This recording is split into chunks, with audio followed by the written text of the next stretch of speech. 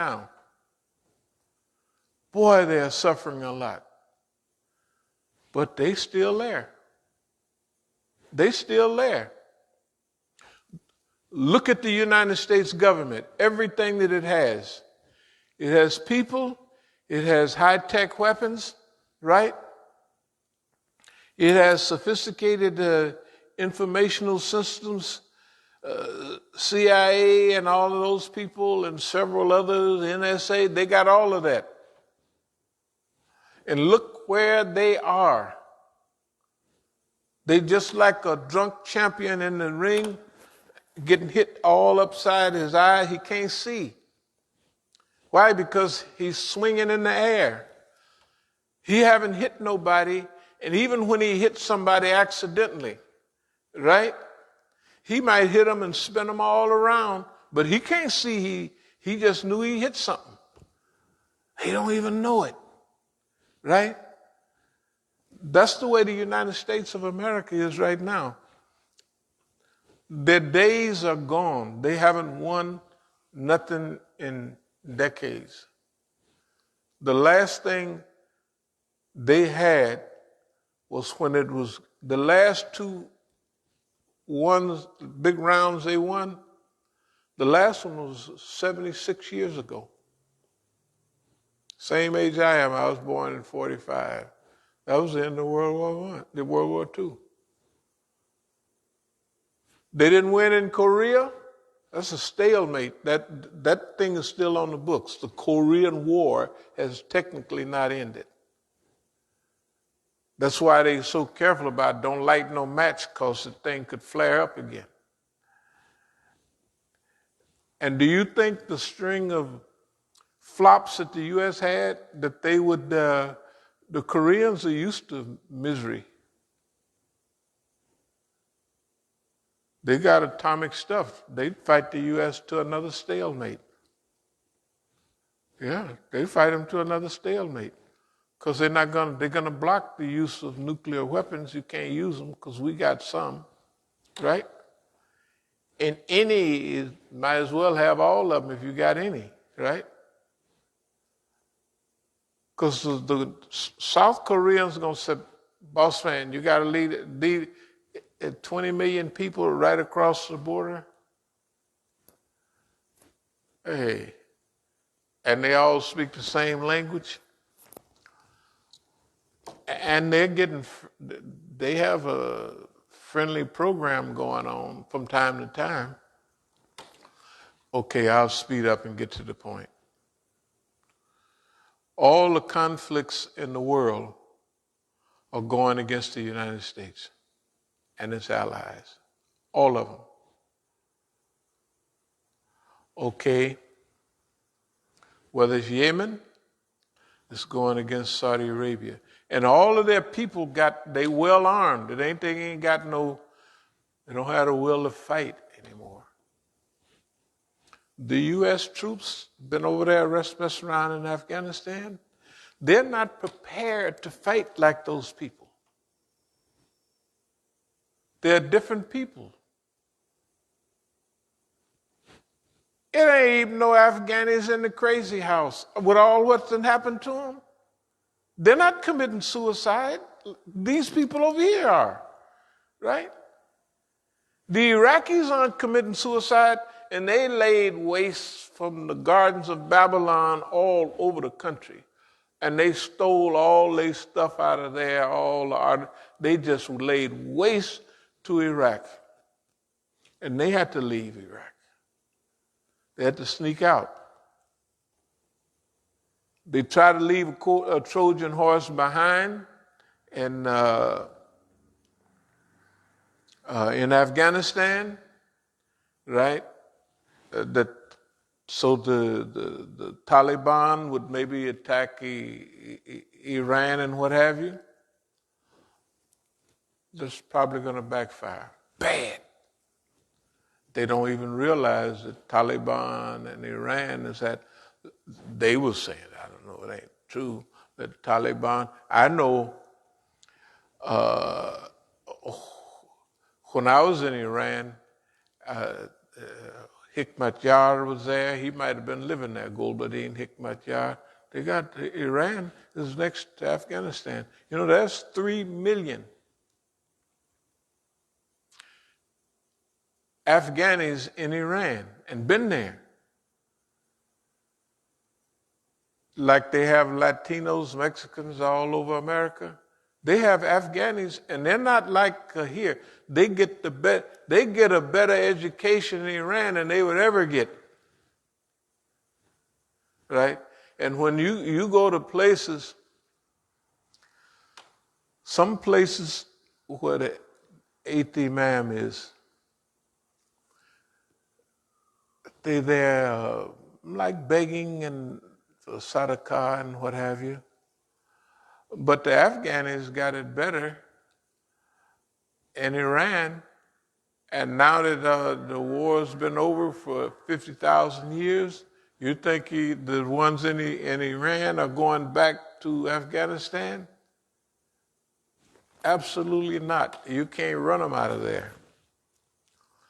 See, the policy, when they was fighting the war years ago with Iraq, they needed workers. So the 3 million refugees, it was 5 million refugees, 2 in Pakistan, they were in camps around Masjid, I'll tell you the name, it's right there on the border. But anyway, they had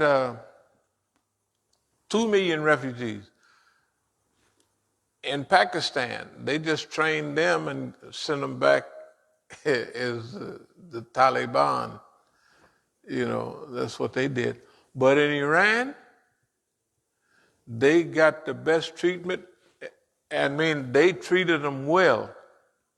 They got an Iranian education. Now, Iran compared to Afghanistan is the same comparison is to Mexico and the United States. No, Iran is way out above, you know what I mean? In structure and organization and all of that. Yeah, Iran, if you hear of Afghanistan and you hear of Iran, they're not the same. They have the same people, some parts speak the same language. Dari is almost like very close to Farsi. Right? But it's not the same.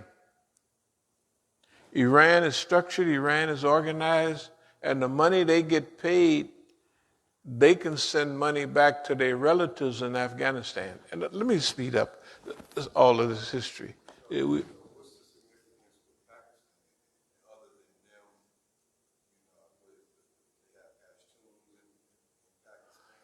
They have, Zafar used to keep me up on that because he's a Pathan. And because Urdu was his second language. Pathan is his first, that's where he's from. You can tell by the name, Zafar Bangash, Zafar might be, anybody could have it, but that Bangash means that he is telling you where he's from. Okay. So what is the difference, or what's the significance of Pakistan in relation to that whole area? Yeah, but the U.S. don't treat the U.S. is stupid. This is part of the decline.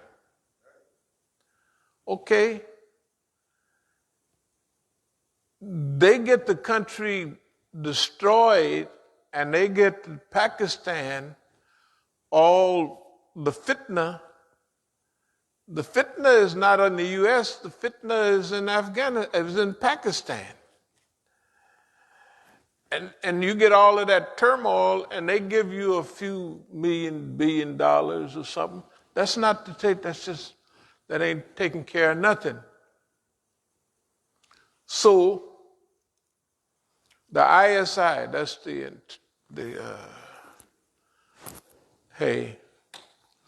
U.S. don't nobody like them. And see, the ISI, you know, every time we had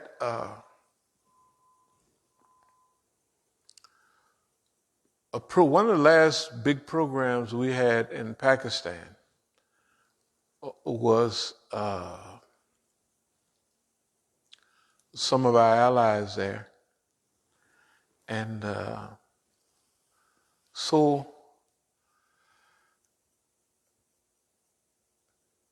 in order to make sure that I was up on certain things,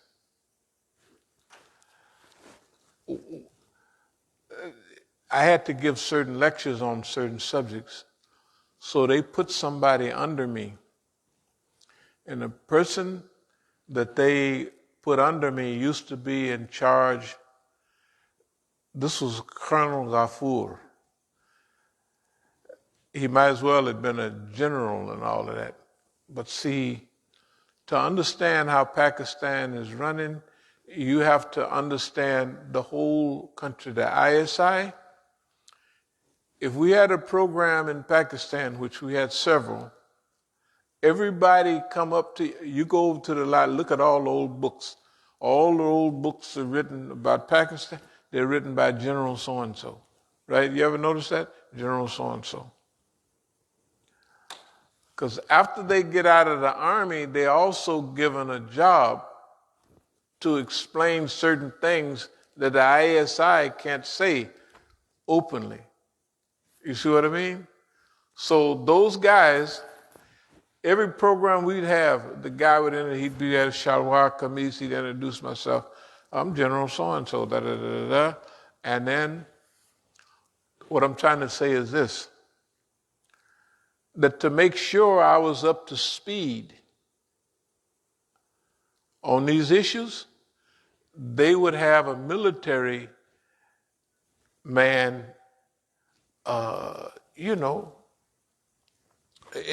basically advising. And I remember the advice, and because I know enough to know if I'm being led around or nothing. So I'm getting internal, exact, detailed lessons on Pakistan. The handkerchief head Muslims from Pakistan, which we'll mention in time, are the ones bringing me that information, because at their program, they don't want me to make certain mistakes, which I wouldn't be making. I hadn't made none. But they want, so I'm getting direct information. That's just imagine, why wouldn't I make any mistakes after all of these 30 or 40 years of just talking about this place, that? Why never know I have to come up and say, well, I made a mistake about this. Why is all of them on point? Some of them we figured out ourselves. Some of them at that time, they had to have their people tell me the right thing. Right? So I'm picking up, I know what's going on. I'm picking up on all of this. And they're telling me from certain times, and I go around Pakistan and the army still have the colors from back when they was part of the British Army and all of that. And then they give me the whole history of it. Anyway, the significance of the army, the ISI, the economy of Pakistan, and all of that blended together. If you would remember, there's an investment back in the 90s, 2000, of $11 billion for Pakistan. Okay, at that time, that's when Pakistan is paying a prominent part in all of this. Okay. You go along long enough, the Pakistanis got their own desires in Afghanistan. They got their own fix-up. The U.S. got another thing they want to happen there. And they don't coincide. So the Pakistanis have to, oh yeah, bossy, right, bossy, right, bossy. They ain't doing none of that. They just, yes, boss, like any, like the Chinese was doing. Yes, boss, yes, boss, yes, boss. And they don't do none of that. Right? Okay. That's the relationship between Pakistan, Afghanistan, and that whole region. And they keep forgetting. I remember doing Ahmadiyya's time and all other times. When they have a meeting, they have a regional meeting with Afghanistan, Iran, and Pakistan.